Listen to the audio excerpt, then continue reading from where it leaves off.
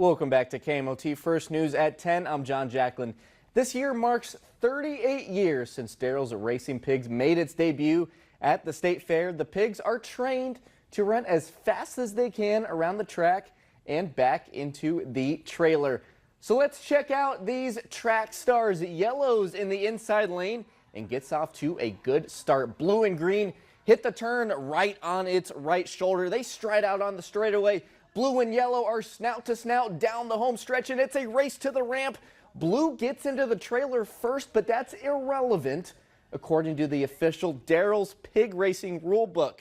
The finish line is at the bottom of the ramp, and the instant replay team in the trailer doing their due diligence. So let's take a look at the replay ourselves in slow motion up here. Yellow and blue we see as they hit this straightaway here, green, pink, and red in the background. And then yellow makes a bold move, cuts off blue because it knows that the ramp is the most important part. And we can see here clearly that yellow gets that snout up on that ramp before. And as announced later, yellow is your winner of this race. Well, Daryl's Racing Pigs started as an FFA project when Daryl Lease was 24 years old. And he says it's the animals that have made this a successful mainstay at the fair year after year.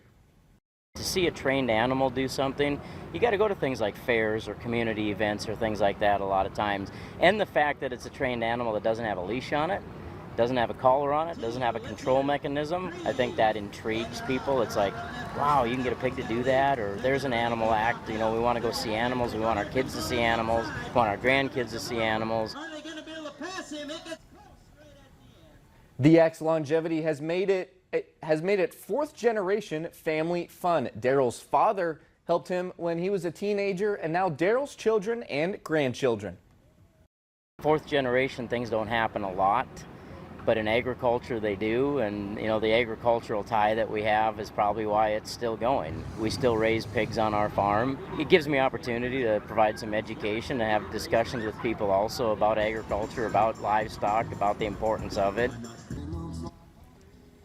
Well, you have one more day to catch the Racing Pigs tomorrow at 12:30, 3, and 5:30 p.m. Out to the Capitol for Class A Legion between Metros and Reps. Minot up 2-1, but Reps up to bat. Liam Samansky gets his team on the board right over the glove of Ty Iverson for a base hit. Tie ball game in the fifth. Carter Pearson tags it into opposite field here.